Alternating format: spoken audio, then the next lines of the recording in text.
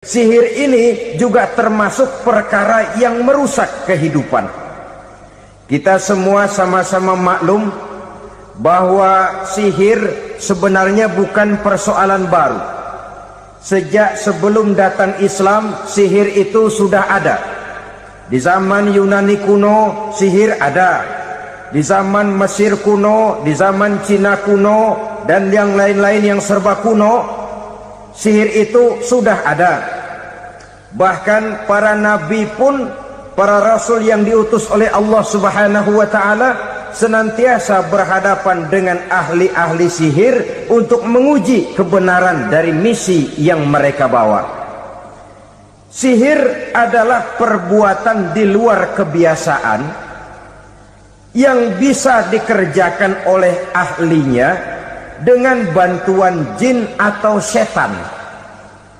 Hukum mempelajari sihir adalah haram, mengamalkannya lebih haram lagi. Sebab itu saudara-saudara, sihir merupakan perbuatan merusak yang harus kita jauhi. Ciri-ciri daripada perbuatan sihir, pertama, ia mengandung tipuan, bayangan khayal. Di zaman Nabi Musa misalnya, orang melihat tambang-tambang itu seperti ular. Nabi Musa melayangkan tongkatnya menjadi ular-ular besar yang memakan ular-ular kecil ciptaan tukang-tukang sihir Fir'aun tadi. Lalu sihir bisa terjadi dengan bantuan jin kafir atau setan. Kemudian ciri yang ketiga, sifatnya halus dan tersembunyi. Taruh kata ada seorang ahli sihir yang mempergunakan ayat-ayat Quran sebagai jompa-jampe, sebagai baca-bacaan, itu cuma sekedar kedok. Tujuannya tidak lain menjadikan agama sebagai ketok untuk membenarkan cara yang dimurkai oleh Allah Subhanahu wa ta'ala. Satu hadis yang diriwayatkan oleh Imam Bazar dan Tabrani, Nabi berpesan, "Laisa minna man tatayyara lahu au takahhana au tukuhhina lahu au sahira lahu." Tidak termasuk ke dalam golonganku, kata Nabi. Tidak termasuk umatku. Siapa mereka? Man tatayyara lahu, orang yang bertatoyur. Apa tatoyur itu? Dari kalimat toyaro, artinya terbang. Toir biasa diartikan dengan burung. Tatoyaro percaya kepada suara-suara burung. Man tatayyara lahu, mempercayai, meyakini dengan benar-benar kepada suara beburungan. Kan suka ada itu, nah bunyi burung tuh, maling liwat. Maling liwat. Burung bunyi, maling liwat. Itu termasuk tatayyara lahu, percaya kepada suara burung. Kan aneh kalau suara orang nggak dipercaya, suara burung malah dipercaya. Ada ustadz ceramah, kiai ngaji, nggak mau didengerin, burung dengerin bener. Nah, suaranya dari sebelah mana? Belah kulon. Nah, itu tandanya anu. Habis dihitung-hitung. Itu termasuk tatayyara lahu. Au takahana, atau bertenung, au tukuhina, atau minta ditenungkan, au sahirolahu, atau melakukan perbuatan sihir atau minta disihirkan. Laisa minna, tidak termasuk ke dalam golonganku, kata Nabi. Sehingga dengan demikian saudara-saudara, menghadapi sihir dengan sihir sekalipun termasuk perbuatan yang tidak diajarkan oleh agama. Kita kan mempelajari sihir untuk jaga diri. Tidak apa-apa, yang dilarang mengamalkannya, dilarang juga mempelajarinya. Sebab orang kalau sudah mengetahui, biasanya lalu terangsang untuk mencoba. Kalau percobaannya berhasil, biasanya terangsang untuk coba lagi dan coba lagi. Pada akhirnya ketagihan, lalu beralih menjadi profesi, apalagi itu nanti bisa mendatangkan hasil uang. Saudara-saudara kaum muslimin rahimakumullah, kita manusia makhluk nyata, kita hidup di alam nyata, terikat oleh sunnatullah, causality. Oleh karenanya bagi kita keyakinan yang penuh, keikhlasan di dalam bertuhankan Allah, penyerahan diri sepenuhnya hanya kepadanya, itu sudah merupakan obat penangkal yang sangat ampuh agar kita tidak terkena penyakit-penyakit yang dibuat oleh setan dan para pembantunya. Sehingga beberapa ayat Quran mengajarkan, misalnya a'udzu bikalimatillahi tammati min syarri ma khalaq, atau bismillazi la yadurru ma'asmihi syai'un fil ardi wala fis sama', dengan menyebut nama Allah yang tidak bisa mendatangkan bahaya sedikit pun, dari baik yang datang dari langit maupun yang datang dari bumi. Jiwa yang kosong dari keyakinan yang penuh kepada Allah, jiwa yang penuh was-was dan ragu-ragu, itu yang mudah terserang oleh penyakit-penyakit yang dikerjakan oleh para tukang-tukang sihir, yaitu oleh setan dan seluruh para pembantunya.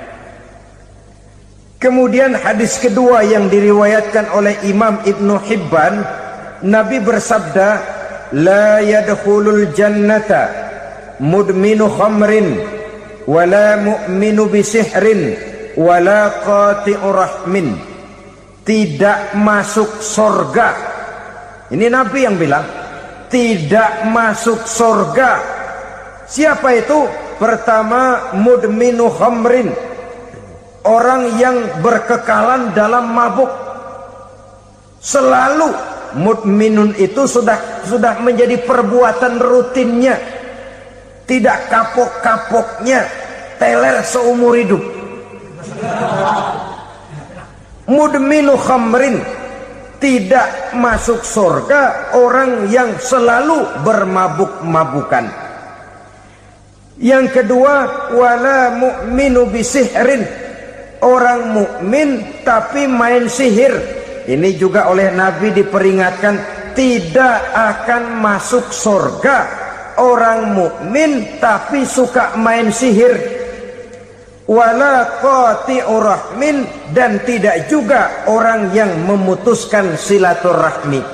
Tiga macam manusia yang diperingatkan Nabi tidak akan masuk surga: orang yang selalu mabuk, orang mukmin yang main sihir, dan orang yang memutuskan silaturahmi. Saudara-saudara kaum muslimin rahimakumullah. Lalu orang berkata, kenapa dilarang kita bersihir padahal Rasul sendiri kan punya mukjizat? Nah, kita memang harus membedakan antara mukjizat dengan sihir. Dalam kehidupan agama kita kenal ada yang namanya mukjizat, ada yang namanya karomah atau keramat biasa diucapkan, ada yang namanya maunah, ada yang namanya irhas, ada juga yang namanya sihir. Kesemuanya ini berbeda, saudara-saudara. Yang dinamakan mukjizat itu khusus untuk para rasul saja. Satu kejadian luar biasa yang terjadi dilakukan oleh Rasul atas izin dari Allah Subhanahu wa ta'ala. Perbedaannya dengan sihir jelas. Sihir dari setan, mukjizat dari Allah. Sihir bisa dipelajari, mukjizat tidak. Sihir umumnya untuk maksud-maksud yang tidak baik, sedangkan mukjizat untuk memperkuat kebenaran yang disampaikan oleh para rasul dan ditentang oleh umatnya. Bahkan kafir Quraisy dahulu menganggap orang-orang ahli sihir itu berada dalam satu posisi yang hina, sehingga mereka mengatakan dan menuduh Nabi Muhammad sebagai tukang sihir. Tuduhan sebagai tukang sihir adalah tuduhan yang sangat aib dan hina. Di tengah masyarakat kufar jahiliyah, kedudukan tukang sihir dipandang sebagai kedudukan yang hina, sehingga mereka mengejek Nabi dengan sebutan tukang sihir. Jadi mukjizat hanya untuk Rasul saja. Kemudian karomah. Karomah ini asal kata dari karoma, kehormatan, kemuliaan yang diberikan Allah kepada hamba-hambanya yang rajin mendekatkan diri kepadanya. Oleh karena ketekunannya melaksanakan ibadah, Allah memberikan keistimewaan kepada orang itu yang dengan keistimewaannya dia bisa mengerjakan yang tidak bisa dikerjakan oleh orang lain. Karomah hanya bisa dicapai dengan prestasi ibadah. Kalau sihir mau ibadah apa enggak, asal dia belajar, bersatu dan berteman dengan setan, memenuhi persyaratan-persyaratan setan, biasanya lalu bisa. Sedangkan karomah tidak mungkin terwujud tanpa orang mendekatkan diri sedekat-dekatnya kepada Allah Subhanahu wa ta'ala. Maka kita lihat biasanya orang-orang yang punya ilmu sihir, mukanya rata-rata nggak enak dilihat. Kumuh, jauh dari air wudhu, jauh dari sujud kepada Allah, malah berteman dengan setan, menjadi pelayan-pelayannya setan. Saudara-saudara, adapun maunah, keistimewaan yang diberikan Allah kepada hamba-hambanya yang belum sampai kepada tingkat wali, tapi orang itu lebih banyak kebaikannya daripada kesalahannya. Umpamanya saudara jalan bertiga, di pinggir jalan saudara ada pada posisi di tengah, lalu bertiga ini ketabrak mobil. Menurut perhitungan saudara mati lebih dahulu, tapi terjadi hal yang aneh, dua teman saudara mati, saudara malah cuma luka dan lecet sedikit saja. Apa itu? Kalau kita lebih banyak kebaikannya daripada kesalahannya, itu yang dinamakan maunah, pertolongan yang diberikan Allah kepada hamba-hambanya yang lebih banyak kebaikannya daripada kesalahannya. Sedangkan yang dinamakan irhas, kejadian luar biasa pada diri seseorang pada waktu dia masih kecil, yang menunjukkan tanda-tanda keistimewaannya. Itu umumnya pada para nabi pada usia kecilnya sudah ada irhas, tanda-tanda istimewa. Jelas baik mukjizat, karomah, maunah maupun irhas berbeda dengan sihir. Sihir ini jelas saja merupakan bantuan dan persekutuan antara manusia dengan setan.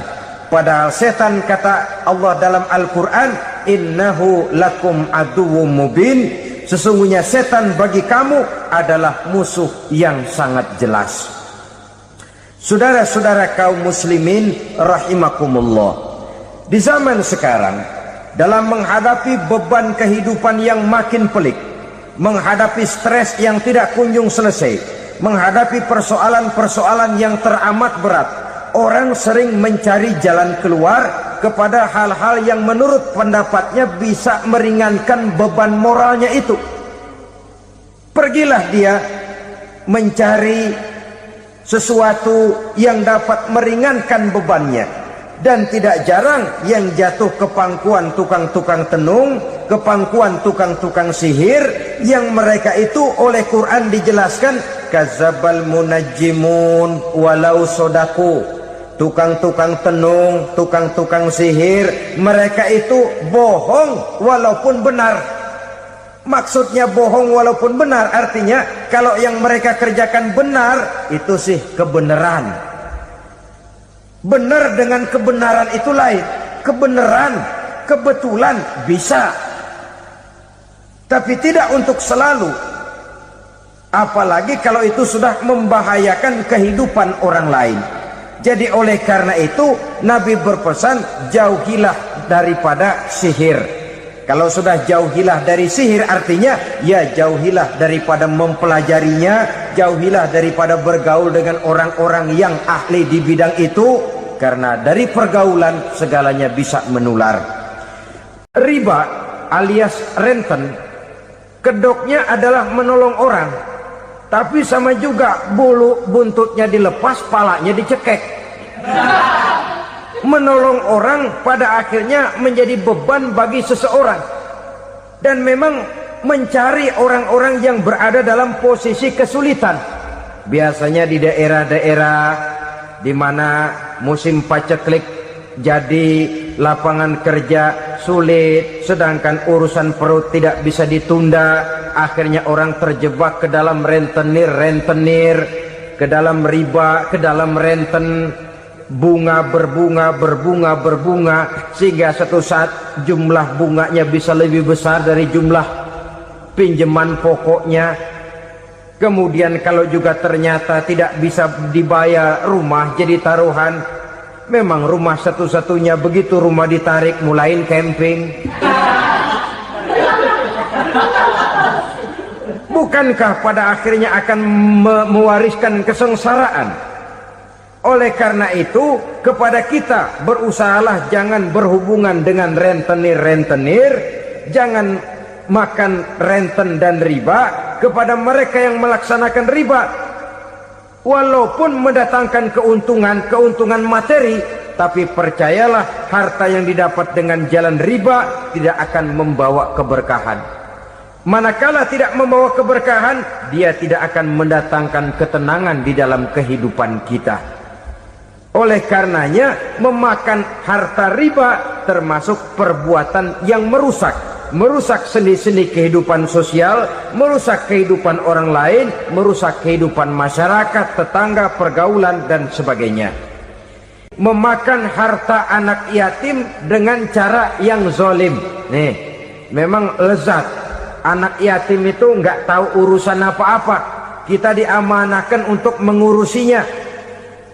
Kadang-kadang dibentuklah panitia penyantunan yatim piatu. Yatimnya mah tetap kelaparan, panitianya yang pada gendut.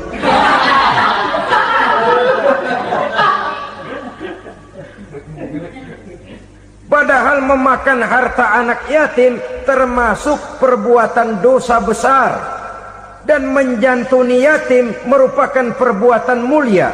Nabi mengatakan, ana wa kafilul yatim kahataini yaumal qiyamah. Aku dan orang-orang yang menyantuni anak yatim seperti dua jari ini pada hari kiamat nanti. Dekat sekali. Jikalau ingin di hari akhir nanti dekat dengan Rasul, bersahabatlah dengan anak-anak yatim. Jadilah pengurus anak-anak yatim. Bangunlah panti-panti asuhan yatim. Pada saat bapak ibunya meninggal, kitalah yang menjadi orang tuanya.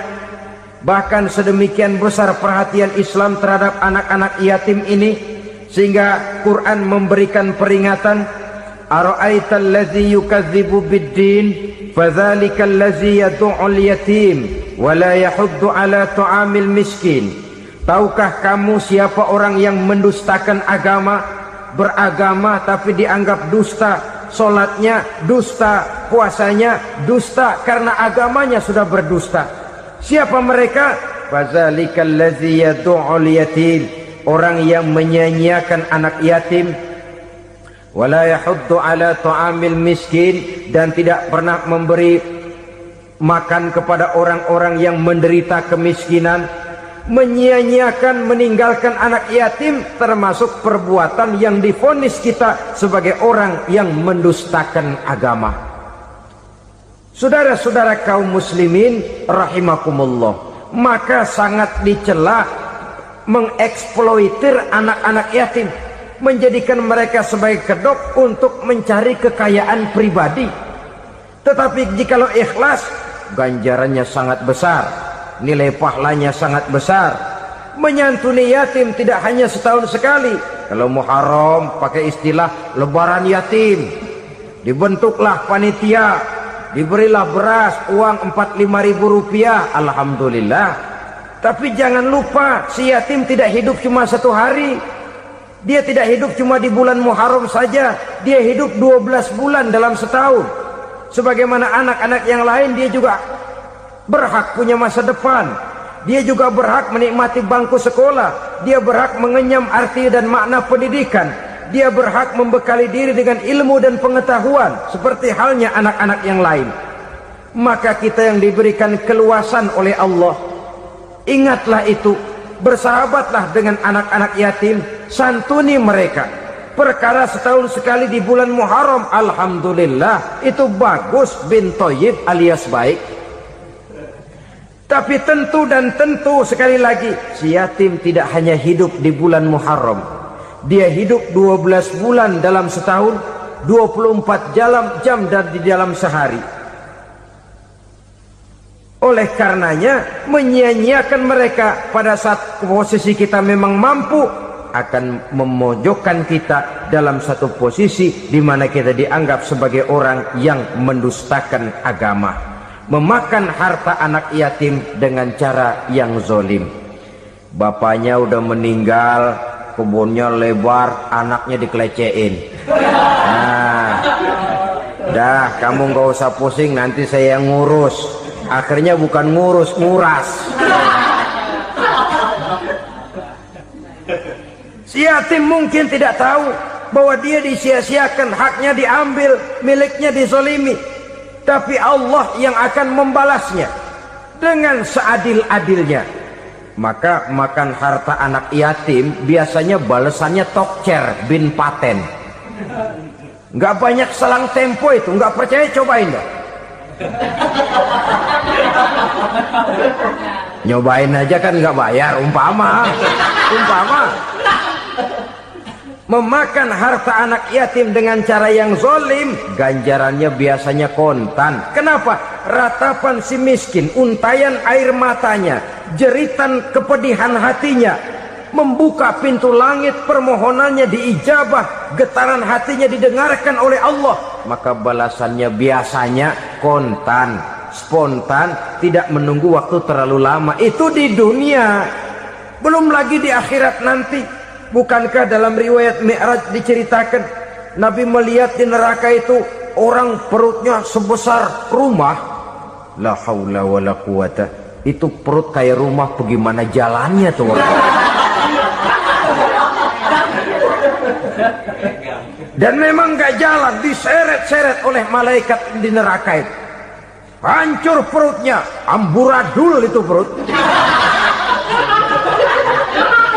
Berantakan isinya, dibulatkan lagi, diseret lagi, hancur lagi, dibulatkan lagi. Sampai Nabi tanya, orang itu begitu berat siksanya kenapa ya Jibril?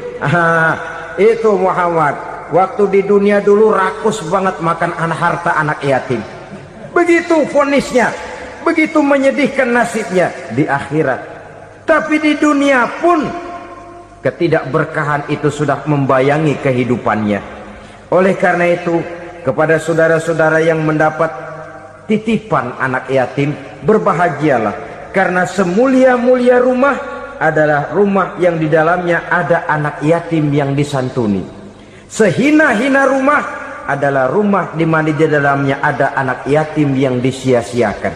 Begitu kata Nabi kita.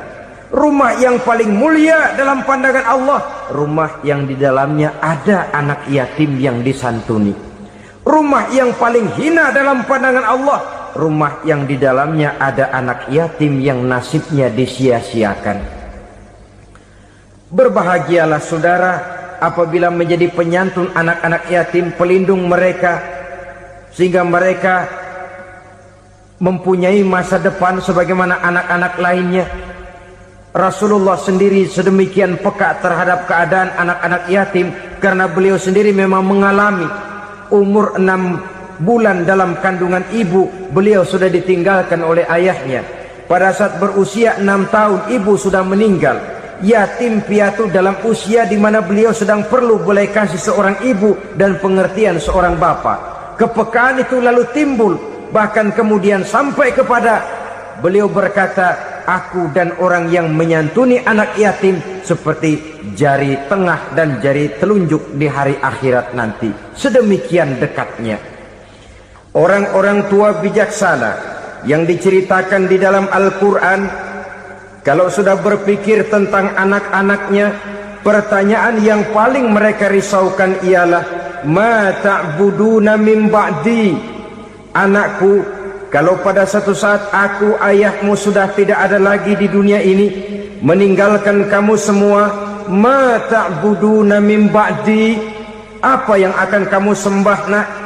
Jikalau sekarang ayahmu masih mau ke masjid, masih mau melakukan rukuk dan sujud, masih beribadah menyembah Allah Subhanahu wa ta'ala, kalau orang tuamu sudah tidak ada, ma ta'buduna min ba'di, masihkah engkau mau datang ke masjid?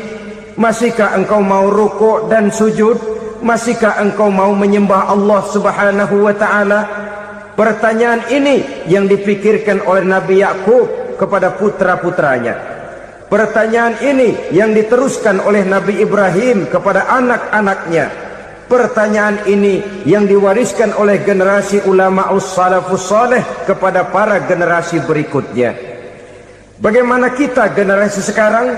Kita orang-orang tua sekarang bukan berfikir ma ta'buduna min ba'di, malah yang kita fikirkan ma ta'kuluna min ba'di. Kalau bapak tidak ada nanti kamu makan apa nak? Perkara kamu nyembah apa? Urusan nomor 18. Yang penting kamu nanti hidup bisa makan nak. Maka kita sibuk mewariskan harta kepada anak-anak kita. Kita sibuk mewariskan kebun dan tanah kepada anak-anak kita. Kita sibuk mewariskan pabrik kepada anak-anak kita. Sementara kita lupa mewariskan intan yang paling mahal, mewariskan mutiara yang paling berharga, yaitu nilai iman kepada Allah Subhanahu wa ta'ala. Alangkah baiknya apabila warisan harta, warisan tanah dan kebun, warisan rumah dan pabrik didasari lebih dahulu dengan mewariskan nilai iman kepada Allah Subhanahu wa ta'ala. Sebagai orang-orang tua, kita boleh bersedih kalau anak kita tidak mengerti komputer. Kita boleh bersedih kalau anak kita tidak mengerti matematika. Kita boleh bersedih kalau anak kita tidak mengerti bahasa Inggris. Tapi sewajarnya lebih bersedihlah kita orang tua jikalau mempunyai anak yang tidak kenal Allah sebagai Tuhannya, yang kemudian tidak mau rukuk dan sujud kepada Allah Tuhannya.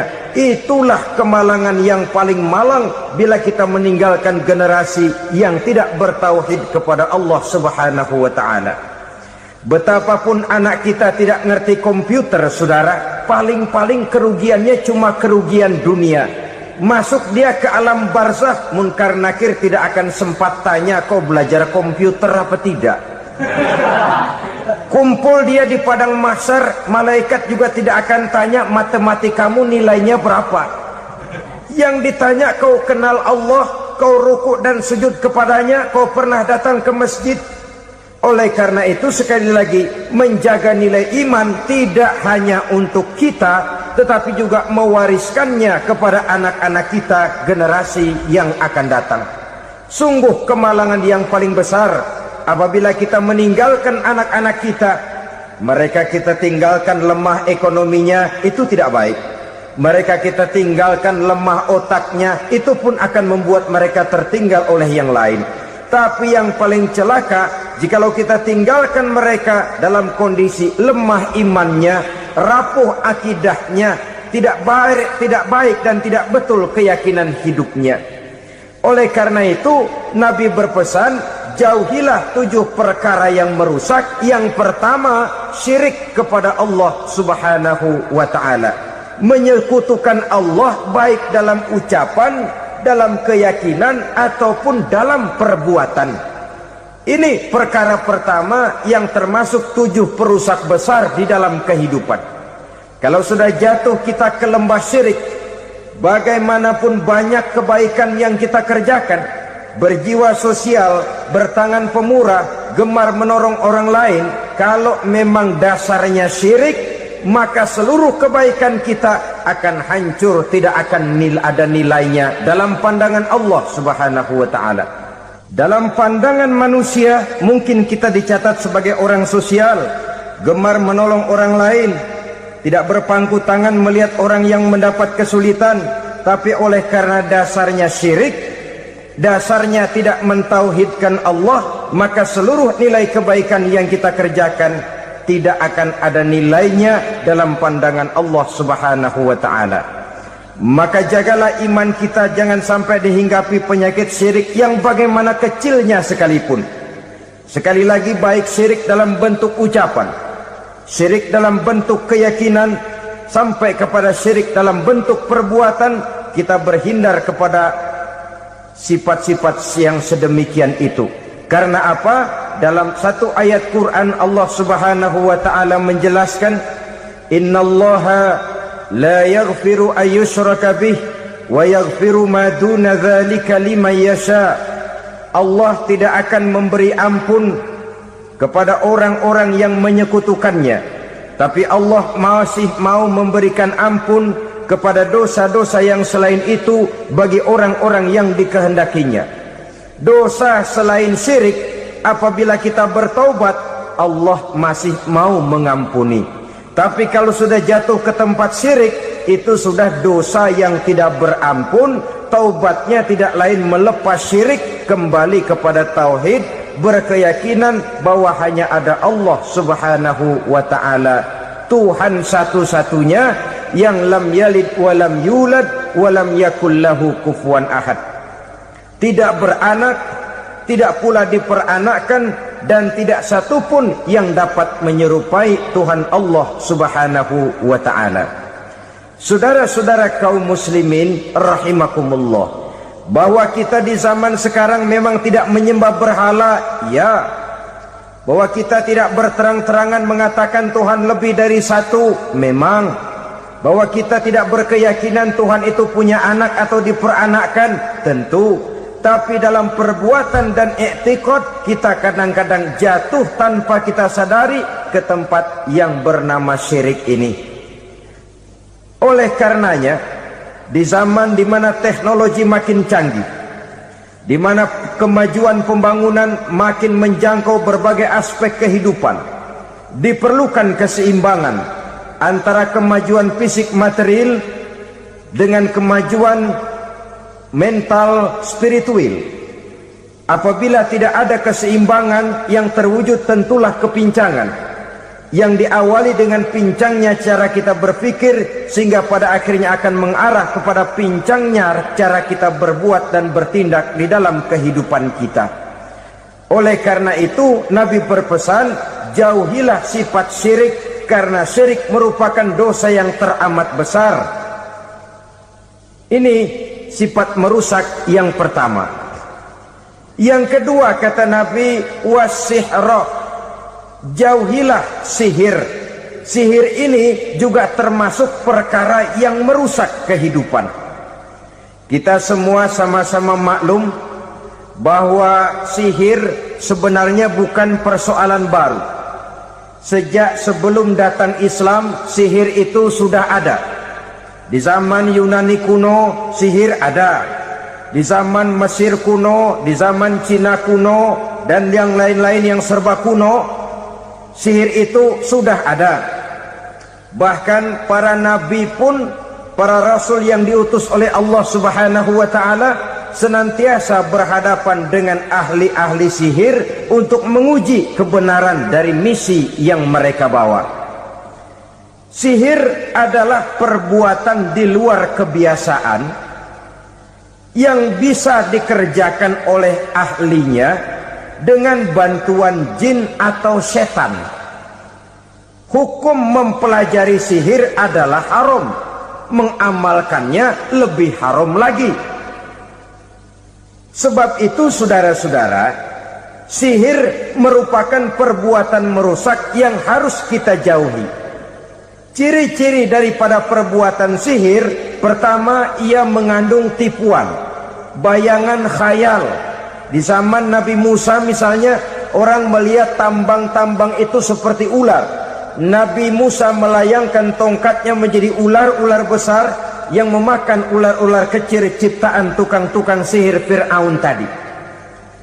Lalu sihir bisa terjadi dengan bantuan jin kafir atau setan. Kemudian ciri yang ketiga, sifatnya halus dan tersembunyi. Taruh kata ada seorang ahli sihir yang mempergunakan ayat-ayat Quran sebagai jompa-jampe, sebagai baca-bacaan, itu cuma sekedar kedok. Tujuannya tidak lain menjadikan agama sebagai ketok untuk membenarkan cara yang dimurkai oleh Allah Subhanahu wa ta'ala. Satu hadis yang diriwayatkan oleh Imam Bazar dan Tabrani, Nabi berpesan, "Laisa minna man tatayyara lahu au takahhana au tukuhhina lahu au sahira lahu." Tidak termasuk ke dalam golonganku, kata Nabi. Tidak termasuk umatku. Siapa mereka? Man tatayyara lahu, orang yang bertatoyur. Apa tatoyur itu? Dari kalimat toyaro, artinya terbang. Toir biasa diartikan dengan burung. Tatoyaro percaya kepada suara-suara burung. Man tatoyaro lahu, mempercayai, meyakini dengan benar-benar kepada suara beburungan. Kan suka ada itu, nah bunyi burung tuh, maling liwat. Maling liwat. Burung bunyi, maling liwat. Itu termasuk tatoyaro lahu, percaya kepada suara burung. Kan aneh kalau suara orang nggak dipercaya, suara burung malah dipercaya. Ada ustaz ceramah, kiai ngaji, nggak mau didengerin, burung dengerin bener. Nah, suaranya dari sebelah mana? Belah kulon. Nah, itu tandanya ano. Habis dihitung-hitung, itu termasuk tatoyaro lahu. Au takahana, atau bertenung, au tukuhina, atau minta ditenungkan. Au sahiro lahu, atau melakukan perbuatan sihir, atau minta disihirkan. Laisa minna, tidak termasuk ke dalam golonganku, kata Nabi. Sehingga dengan demikian saudara-saudara, menghadapi sihir dengan sihir sekalipun termasuk perbuatan yang tidak diajarkan oleh agama. Kita kan mempelajari sihir untuk jaga diri, tidak apa-apa. Yang dilarang mengamalkannya, dilarang juga mempelajarinya. Sebab orang kalau sudah mengetahui, biasanya lalu terangsang untuk mencoba. Kalau percobaannya berhasil, biasanya terangsang untuk coba lagi dan coba lagi. Pada akhirnya ketagihan, lalu beralih menjadi profesi, apalagi itu nanti bisa mendatangkan hasil uang. Saudara-saudara kaum muslimin rahimakumullah, kita manusia makhluk nyata, kita hidup di alam nyata, terikat oleh sunnatullah, causality. Oleh karenanya bagi kita keyakinan yang penuh, keikhlasan di dalam bertuhankan Allah, penyerahan diri sepenuhnya hanya kepadanya, itu sudah merupakan obat penangkal yang sangat ampuh agar kita tidak terkena penyakit-penyakit yang dibuat oleh setan dan para pembantunya. Sehingga beberapa ayat Quran mengajarkan, misalnya a'udzu bikalimatillahi tammati min syarri ma khalaq, atau bismillazi la yadurru ma'asmihi syai'un fil ardi wala fis sama', dengan menyebut nama Allah yang tidak bisa mendatangkan bahaya sedikit pun, dari baik yang datang dari langit maupun yang datang dari bumi. Jiwa yang kosong dari keyakinan yang penuh kepada Allah, jiwa yang penuh was-was dan ragu-ragu, itu yang mudah terserang oleh penyakit-penyakit yang dikerjakan oleh para tukang-tukang sihir, yaitu oleh setan dan seluruh para pembantunya.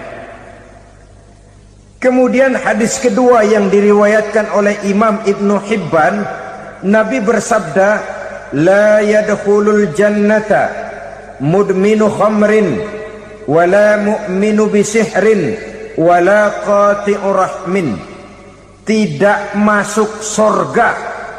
Ini Nabi yang bilang, tidak masuk surga. Siapa itu? Pertama, mudminu khamrin, orang yang berkekalan dalam mabuk. Selalu mudminun itu sudah menjadi perbuatan rutinnya, tidak kapok-kapoknya, teler seumur hidup. Mudminu khamrin, tidak masuk surga orang yang selalu bermabuk-mabukan. Yang kedua, wala mu'minu bisihrin, orang mukmin tapi main sihir. Ini juga oleh Nabi diperingatkan, tidak akan masuk surga orang mukmin tapi suka main sihir. Wala qati'ur rahmin, dan tidak juga orang yang memutuskan silaturahmi. 3 macam manusia yang diperingatkan Nabi tidak akan masuk surga: orang yang selalu mabuk, orang mukmin yang main sihir, dan orang yang memutuskan silaturahmi. Saudara-saudara kaum muslimin rahimakumullah. Lalu orang berkata, kenapa dilarang kita bersihir? Padahal Rasul sendiri kan punya mukjizat. Nah, kita memang harus membedakan antara mukjizat dengan sihir. Dalam kehidupan agama kita kenal ada yang namanya mukjizat, ada yang namanya karomah atau keramat biasa diucapkan, ada yang namanya maunah, ada yang namanya irhas, ada juga yang namanya sihir. Kesemuanya ini berbeda, saudara-saudara. Yang dinamakan mukjizat itu khusus untuk para rasul saja. Satu kejadian luar biasa yang terjadi dilakukan oleh rasul atas izin dari Allah Subhanahu wa taala.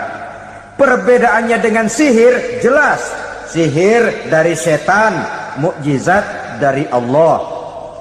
Sihir bisa dipelajari, mukjizat tidak. Sihir umumnya untuk maksud-maksud yang tidak baik, sedangkan mukjizat untuk memperkuat kebenaran yang disampaikan oleh para rasul dan ditentang oleh umatnya. Bahkan kafir Quraisy dahulu menganggap orang-orang ahli sihir itu berada dalam satu posisi yang hina, sehingga mereka mengatakan Nabi dan menuduh Nabi Muhammad sebagai tukang sihir. Tuduhan sebagai tukang sihir adalah tuduhan yang sangat aib dan hina. Di tengah masyarakat kufar jahiliyah, kedudukan tukang sihir dipandang sebagai kedudukan yang hina, sehingga mereka mengejek Nabi dengan sebutan tukang sihir. Jadi mukjizat hanya untuk Rasul saja. Kemudian karomah. Karomah ini asal kata dari karoma, kehormatan, kemuliaan yang diberikan Allah kepada hamba-hambanya yang rajin mendekatkan diri kepadanya. Oleh karena ketekunannya melaksanakan ibadah, Allah memberikan keistimewaan kepada orang itu, yang dengan keistimewaannya dia bisa mengerjakan yang tidak bisa dikerjakan oleh orang lain. Karomah hanya bisa dicapai dengan prestasi ibadah. Kalau sihir, mau ibadah apa enggak, asal dia belajar, bersatu dan berteman dengan setan, memenuhi persyaratan-persyaratan setan, biasanya lalu bisa. Sedangkan karomah tidak mungkin terwujud tanpa orang mendekatkan diri sedekat-dekatnya kepada Allah Subhanahu wa ta'ala. Maka kita lihat biasanya orang-orang yang punya ilmu sihir, mukanya rata-rata nggak enak dilihat. Kumuh, jauh dari air wudhu, jauh dari sujud kepada Allah, malah berteman dengan setan, menjadi pelayan-pelayannya setan. Saudara-saudara, adapun maunah, keistimewaan yang diberikan Allah kepada hamba-hambanya yang belum sampai kepada tingkat wali, tapi orang itu lebih banyak kebaikannya daripada kesalahannya. Umpamanya, saudara jalan bertiga di pinggir jalan, saudara ada pada posisi di tengah, lalu bertiga ini ketabrak mobil. Menurut perhitungan saudara mati lebih dahulu, tapi terjadi hal yang aneh, 2 teman saudara mati, saudara malah cuma luka dan lecet sedikit saja. Apa itu? kalau kita lebih banyak kebaikannya daripada kesalahannya, itu yang dinamakan ma'unah, pertolongan yang diberikan Allah kepada hamba-hambanya yang lebih banyak kebaikannya daripada kesalahannya. Sedangkan yang dinamakan irhas, kejadian luar biasa pada diri seseorang pada waktu dia masih kecil, yang menunjukkan tanda-tanda keistimewaannya. Itu umumnya pada para nabi pada usia kecilnya sudah ada irhas, tanda-tanda istimewa. Jelas baik mukjizat, karomah, maunah maupun irhas berbeda dengan sihir. Sihir ini jelas saja merupakan bantuan dan persekutuan antara manusia dengan setan. Padahal setan, kata Allah dalam Al-Quran, innahu lakum aduwwum mubin, sesungguhnya setan bagi kamu adalah musuh yang sangat jelas.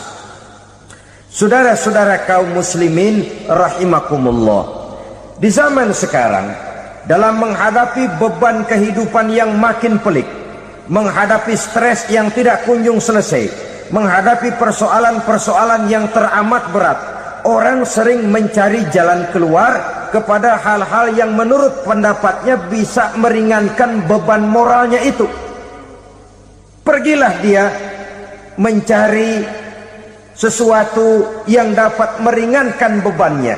Dan tidak jarang yang jatuh ke pangkuan tukang-tukang tenung, ke pangkuan tukang-tukang sihir, yang mereka itu oleh Quran dijelaskan kazabal munajjimun walau sodaku. Tukang-tukang tenung, tukang-tukang sihir, mereka itu bohong walaupun benar.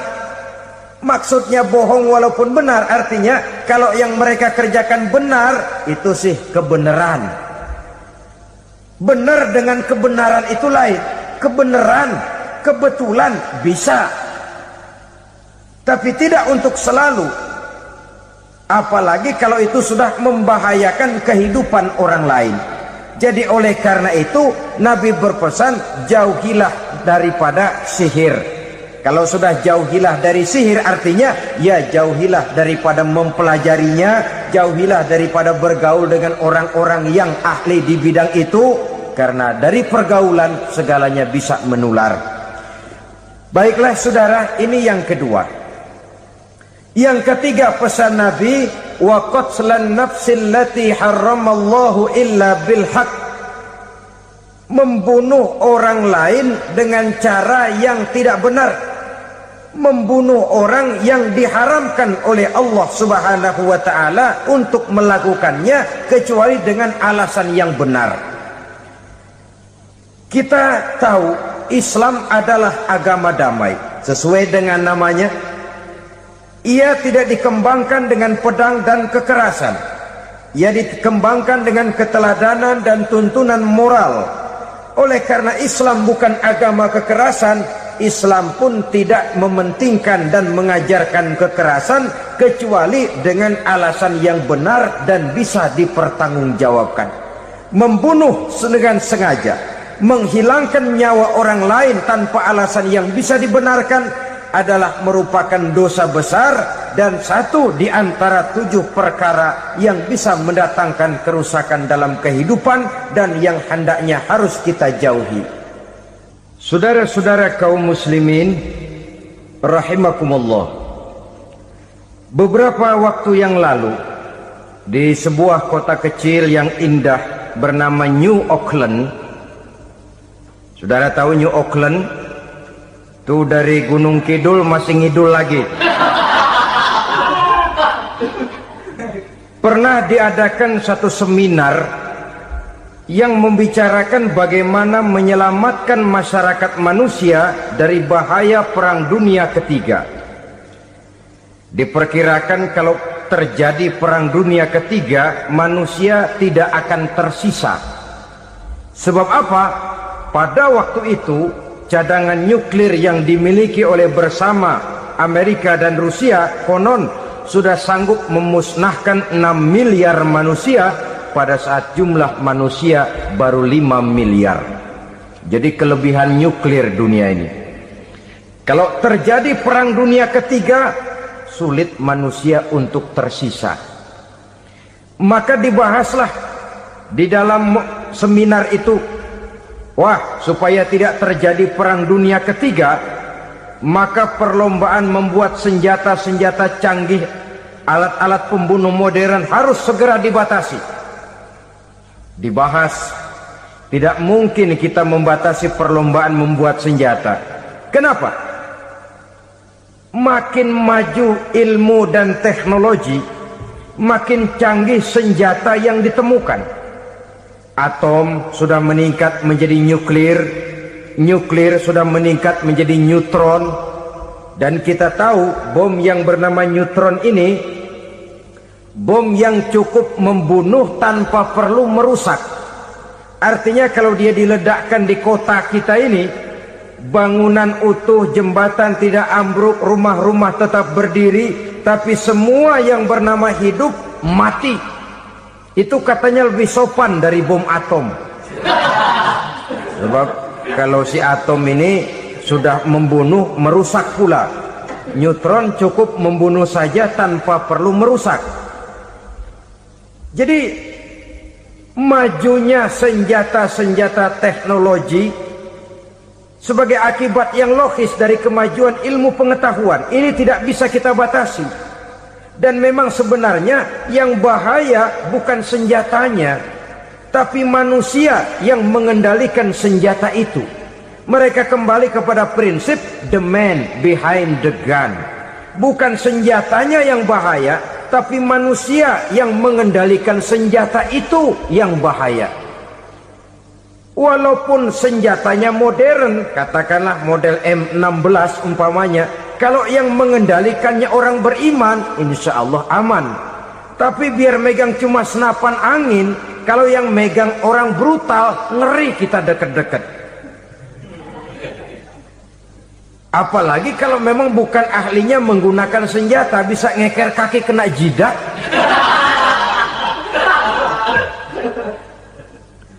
Mereka kembali kepada prinsip lama yang tetap baru. Bukan senjatanya yang harus dibatasi, manusia yang mengendalikan senjata itu yang perlu dibicarakan. Nah, kalau begitu, agar manusia tidak mempergunakan senjata sewenang-wenang, apa yang harus kita lakukan? Ya, manusianya harus bermoral. Ya, tapi moral yang mana? Di dunia ini banyak ajaran tentang moral. Itu pun mudah saja. Di sini kan kita undang saja ahli dari berbagai agama untuk membicarakan konsep perdamaian menurut agamanya masing-masing. Baik, setuju itu? Setuju. Maka tampillah para ahli agama, mereka kembali kepada prinsip moral daripada konsep yang terkandung di dalam ajaran agama untuk menegakkan perdamaian. Mula-mula naiklah ahli dari agama Hindu, dibacakan konsep perdamaian menurut ajaran agama Hindu, bahwa untuk damai manusia harus meninggalkan nafsu keduniaannya, menempuh samsara dan sebagainya untuk mencapai nirwana, menjauhi kemegahan dan kemewahan dunia. Ini lalu dibahas, rasanya juga tidak mungkin ini. Kemudian dari agama Nasrani, bahwa untuk damai manusia harus menciptakan sifat kasih sayang. Kalau ditampar pipi kiri, berikan pipi yang kanan. Kalau diberikan selendang, berikan baju. Nanti orang kasihan, lalu dia tidak akan nampar lagi.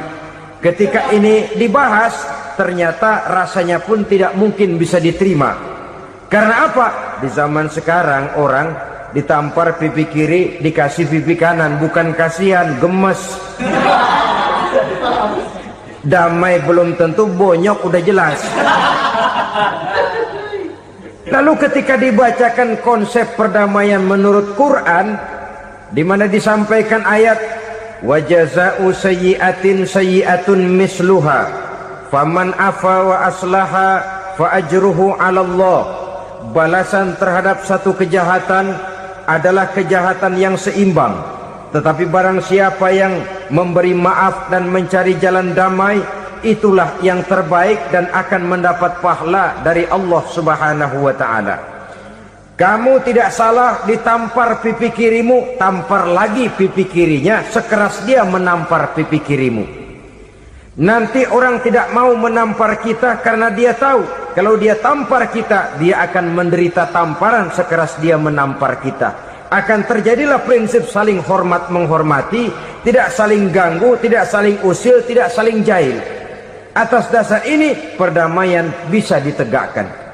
Mereka bisa menerima konsep ini, tapi kemudian seminar ditutup tanpa satu keputusan resmi. Kenapa? Terus terang mereka kagum dengan konsep Islam, tapi sentimen lama terhadap nilai-nilai Islam telah menutup mata mereka untuk menerima kebenaran dari ajaran Al-Quranul Karim. Saudara-saudara kaum muslimin rahimakumullah, kembali kita kepada persoalan pokok. Roh adalah dari Allah. Dia akan kembali kepada Allah, milik mutlak dari Allah. Tidak pantas kita merampasnya dari orang lain. Tidak wajar kita menghilangkannya tanpa alasan yang dibenarkan oleh agama. Di zaman sekarang, akibat persaingan hidup yang makin tajam, lapangan kerja yang makin sulit, tensi ekonomi yang makin tinggi, atau karena nilai moral yang makin rendah, atau juga karena rapuhnya pegangan orang kepada agama, nyawa rasanya sudah sedemikian murahnya. Berbagai kasus membuat berdiri bulu roma kita. Ada mayit, ada manusia dipotong 6, dicincang macam kambing. Ada yang dipotong 5, ada yang dipotong 13, dikardusin, dibuang ke tempat sampah. Inna lillahi wa inna ilaihi raji'un. Gejala apa ini? Kanibalisme. Manusia sudah demikian sadisnya, manusia sudah sedemikian buasnya, sehingga sesama manusia diperlakukan seperti hewan. Padahal hewan sendiri belum pernah macan makan macan, bagaimanapun buasnya macan. Belum pernah serigala memakan serigala, bagaimanapun brutalnya serigala. Tetapi manusia makan manusia di zaman sekarang kadang jadi kenyataan dalam kehidupan kita. Kadang persoalannya remeh saja. Soal uang 200 perak, pisau bicara, nyawa melayang. Soal rokok sebatang, celurit bicara, nyawa melayang. Soal-soal yang sama sekali tidak prinsip, begitu mudah kita menghilangkan nyawa orang lain. Padahal Nabi pernah memperingatkan, apabila dua orang muslim sudah berkelahi dan berbunuh-bunuhan, al-qatil wal maktul finnar, yang membunuh dan yang terbunuh dua-duanya neraka. Sahabat heran, ya Rasul, kalau yang terbunuh, kalau yang membunuh masuk neraka itu sih wajar, tapi yang terbunuh kenapa neraka juga? Beliau menjawab, dua-duanya sudah punya niat untuk saling membunuh. Niatnya itu yang diponten. Yang terbunuh cuman lagi apes aja, keduluan dia. Umpama tidak terbunuh, pasti dia yang akan membunuh. Oleh karenanya al-qatil wal maktul, yang membunuh dan yang dibunuh finnar, dua-duanya masuk ke dalam neraka. Islam menghormati kehidupan, tidak hanya terbatas kepada sesama muslim. Orang-orang yang berlainan agama pun yang mau hidup berukun, damai, berdampingan dengan umat Islam, jiwa mereka, darah mereka dilindungi oleh nilai-nilai Islam yang disebut dengan kafir zimmi ini. Mengganggu mereka sama saja dengan mengganggu aku, kata Nabi. Jadi oleh karena itu, sayangilah sesama. Kehidupan adalah anugerah Allah, bukan wewenang kita untuk mencabutnya dari orang lain, bukan wewenang kita untuk merampas dan menghilangkannya dari orang lain. Apa yang tidak enak terjadi pada diri kita, begitu pula lah apabila terjadi pada diri orang lain. Sehingga Nabi mengatakan, la yu'minu ahadukum hatta yuhibba li akhihi ma yuhibbu li nafsihi. Belum dikatakan beriman seseorang kamu apabila dia belum mencintai saudaranya seperti ia mencintai dirinya sendiri. Apa yang enak dirasakan oleh orang lain, enak juga dirasakan oleh dia. Mengukur orang lain dengan diri sendiri. Kalau orang lain tanpa salah saya fitnah, kalau saya tanpa salah difitnah orang enak apa enggak? Enggak, orang lain juga begitu. Kalau orang lain tanpa salah saya tempeleng kepalanya enak apa tidak? Tidak. Orang lain juga begitu. Yang tidak enak terjadi pada diri kita tentu tidak enak juga kalau terjadi pada orang lain.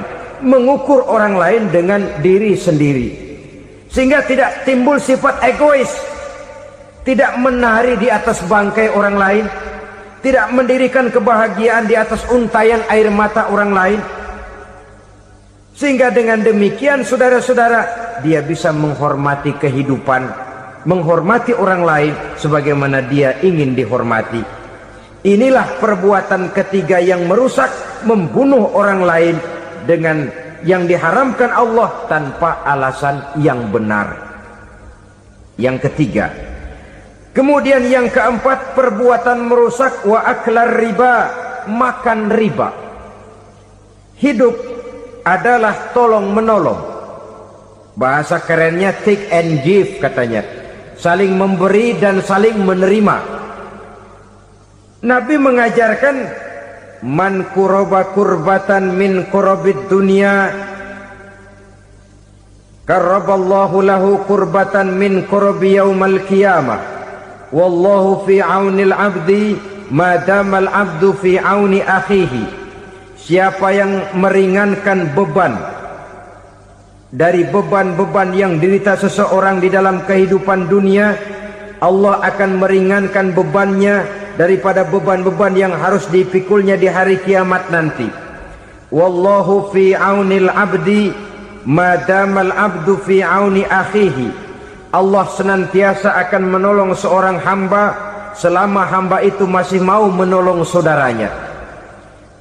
Allah selalu akan menolong seorang hamba selama hamba itu masih mau menolong saudaranya. Apabila kita sudah berpangku tangan terhadap kesulitan orang lain, biasanya pun pada saat kita mendapat kesulitan, kita akan sulit juga memperoleh pertolongan.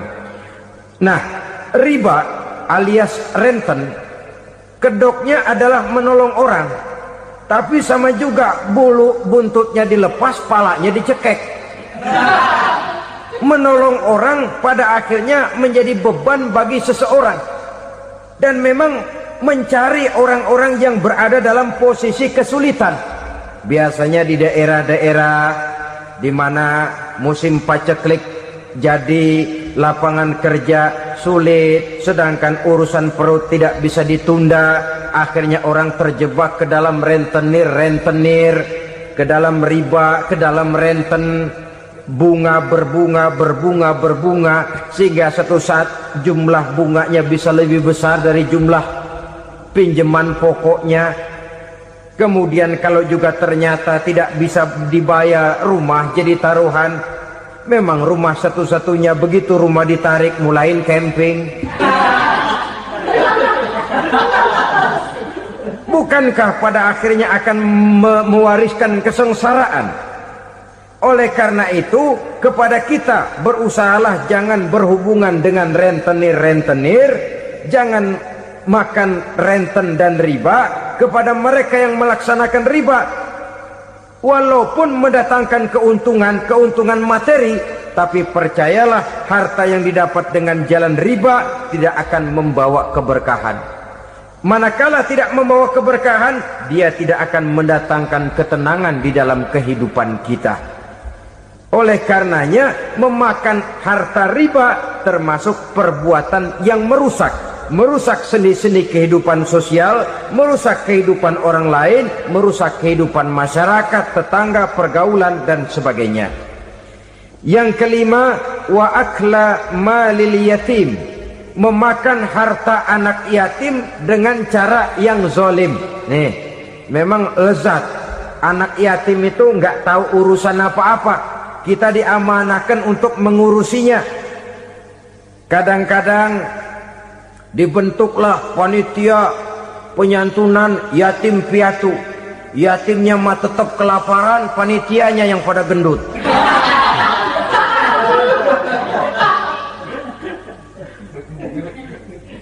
Padahal memakan harta anak yatim termasuk perbuatan dosa besar. Dan menjantuni yatim merupakan perbuatan mulia. Nabi mengatakan, ana wa kafilul yatim kahataini yaumal qiyamah. Aku dan orang-orang yang menyantuni anak yatim seperti dua jari ini pada hari kiamat nanti. Dekat sekali. Jikalau ingin di hari akhir nanti dekat dengan Rasul, bersahabatlah dengan anak-anak yatim. Jadilah pengurus anak-anak yatim. Bangunlah panti-panti asuhan yatim. Pada saat bapak ibunya meninggal, kitalah yang menjadi orang tuanya. Bahkan sedemikian besar perhatian Islam terhadap anak-anak yatim ini, sehingga Quran memberikan peringatan, ara'aital ladzi yukadzibu bid-din fadzalikal ladzi yad'ul yatim wa la yahuddu ala ta'amil miskin. Tahukah kamu siapa orang yang mendustakan agama, beragama tapi dianggap dusta, salatnya dusta, puasanya dusta karena agamanya sudah berdusta. Siapa mereka? Fadzalikal ladzi yad'ul yatim, orang yang menyia-nyiakan anak yatim, wala yahuddu ala ta'amil miskin, dan tidak pernah memberi makan kepada orang-orang yang menderita kemiskinan. Menyia-nyiakan, meninggalkan anak yatim termasuk perbuatan yang divonis kita sebagai orang yang mendustakan agama. Saudara-saudara kaum muslimin rahimakumullah, maka sangat dicela mengeksploitir anak-anak yatim, menjadikan mereka sebagai kedok untuk mencari kekayaan pribadi. Tetapi jikalau ikhlas, ganjarannya sangat besar, nilai pahalanya sangat besar. Menyantuni yatim tidak hanya setahun sekali. Kalau Muharram pakai istilah lebaran yatim, dibentuklah panitia, diberilah beras, uang 45.000 rupiah, alhamdulillah. Tapi jangan lupa, si yatim tidak hidup cuma satu hari. Dia tidak hidup cuma di bulan Muharram saja. Dia hidup 12 bulan dalam setahun. Sebagaimana anak-anak yang lain, dia juga berhak punya masa depan. Dia juga berhak menikmati bangku sekolah. Dia berhak mengenyam arti dan makna pendidikan. Dia berhak membekali diri dengan ilmu dan pengetahuan, seperti halnya anak-anak yang lain. Maka kita yang diberikan keluasan oleh Allah, ingatlah itu, bersahabatlah dengan anak-anak yatim, santuni mereka. Perkara setahun sekali di bulan Muharram, alhamdulillah, itu bagus, bin Thayyib alias baik.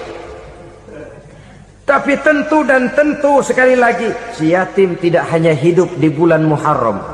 Dia hidup 12 bulan dalam setahun, 24 jam di dalam sehari. Oleh karenanya, menyia-nyiakan mereka pada saat posisi kita memang mampu akan memojokkan kita dalam satu posisi di mana kita dianggap sebagai orang yang mendustakan agama, memakan harta anak yatim dengan cara yang zolim. Bapaknya udah meninggal, kebunnya lebar, anaknya dikelecehin. Nah, dah kamu nggak usah pusing, nanti saya yang ngurus. Akhirnya bukan ngurus, nguras. Si yatim mungkin tidak tahu bahwa dia disia-siakan, haknya diambil, miliknya dizolimi. Tapi Allah yang akan membalasnya dengan seadil-adilnya. Maka makan harta anak yatim biasanya balasannya tokcer bin paten. Nggak banyak selang tempo itu, nggak percaya cobain dah. Nyobain aja kan nggak bayar, umpama memakan harta anak yatim dengan cara yang zolim, ganjarannya biasanya kontan. Kenapa? Ratapan si miskin, untayan air matanya, jeritan kepedihan hatinya, membuka pintu langit, permohonannya diijabah, getaran hatinya didengarkan oleh Allah, maka balasannya biasanya kontan, spontan, tidak menunggu waktu terlalu lama. Itu di dunia, belum lagi di akhirat nanti. Bukankah dalam riwayat Mi'raj diceritakan Nabi melihat di neraka itu orang perutnya sebesar rumah, la haula wala quwata, itu perut kayak rumah, bagaimana jalannya tuh orang? Dan memang gak jalan, diseret-seret oleh malaikat di neraka itu. Hancur perutnya, amburadul itu perut. Berantakan isinya, dibulatkan lagi, diseret lagi, hancur lagi, dibulatkan lagi. Sampai Nabi tanya, orang itu begitu berat siksanya kenapa ya Jibril? Itu Muhammad, waktu di dunia dulu rakus banget makan harta anak yatim. Begitu vonisnya, begitu menyedihkan nasibnya di akhirat. Tapi di dunia pun ketidakberkahan itu sudah membayangi kehidupannya. Oleh karena itu, kepada saudara-saudara yang mendapat titipan anak yatim, berbahagialah, karena semulia-mulia rumah adalah rumah yang di dalamnya ada anak yatim yang disantuni. Sehina-hina rumah adalah rumah di mana di dalamnya ada anak yatim yang disia-siakan. Begitu kata Nabi kita. Rumah yang paling mulia dalam pandangan Allah, rumah yang di dalamnya ada anak yatim yang disantuni. Rumah yang paling hina dalam pandangan Allah, rumah yang di dalamnya ada anak yatim yang nasibnya disia-siakan. Berbahagialah saudara apabila menjadi penyantun anak-anak yatim, pelindung mereka, sehingga mereka mempunyai masa depan sebagaimana anak-anak lainnya. Rasulullah sendiri sedemikian peka terhadap keadaan anak-anak yatim, karena beliau sendiri memang mengalami. Umur 6 bulan dalam kandungan ibu, beliau sudah ditinggalkan oleh ayahnya. Pada saat berusia 6 tahun, ibu sudah meninggal. Yatim piatu dalam usia di mana beliau sedang perlu belas kasih seorang ibu dan pengertian seorang bapak. Kepekaan itu lalu timbul, bahkan kemudian sampai kepada beliau berkata, aku dan orang yang menyantuni anak yatim seperti jari tengah dan jari telunjuk di hari akhirat nanti. Sedemikian dekatnya.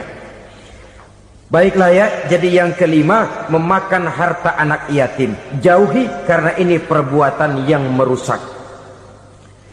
Yang keenam, watawalli yaumaz zahfi, melarikan diri pada hari pertempuran. Apa ini? Khianat. Tidak konsekuen dengan konsep perjuangan. Pada mulanya keras benar teriak, berantas korupsi, ganyang korupsi, cuma karena belum dapat giliran. Begitu dia naik dapat kesempatan, korupsinya lebih edan dari yang diteriakinya.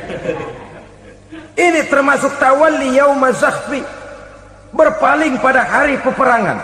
Di saat menghadapi musuh, kalau belum kelihatan musuh, teriaknya nyaring bener.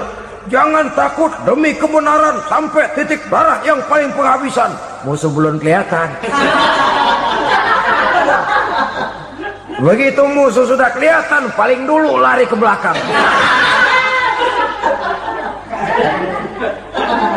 Kalau diajak berjuang ada saja alasannya. Sehingga Quran memberikan peringatan kepada kita semua. Mengapa kamu ini berat? Kalau sudah diajak berjuang di jalan Allah, kakimu seperti terhunjam berakar di perut bumi. Berat untuk melangkah berjuang. Lari dari pertempuran tidak konsekuen dengan konsepsi perjuangan. Mau enaknya saja. Dalam kondisi yang sulit lalu berpangku tangan. Ini termasuk ciri munafik yang di dalam Al-Quran disindir dengan bahasa kullama adha'a lahum masyaufi wa iza azlama alaihim qamu. Waktu terang mereka jalan, giliran gelap mereka mandek.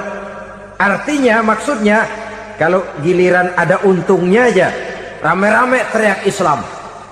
Tapi begitu diminta berjuang, dituntut berkorban, rame-rame mundur. Waktu dilihat di Islam ada untungnya, rame-rame teriak Islam. Pak, saya Islam banget, Pak. KTP saya Islam, Pak. Pokoknya Islam banget dah. Tapi ketika diminta berjuang, dituntut sedikit berkorban, rame-rame mengundurkan diri.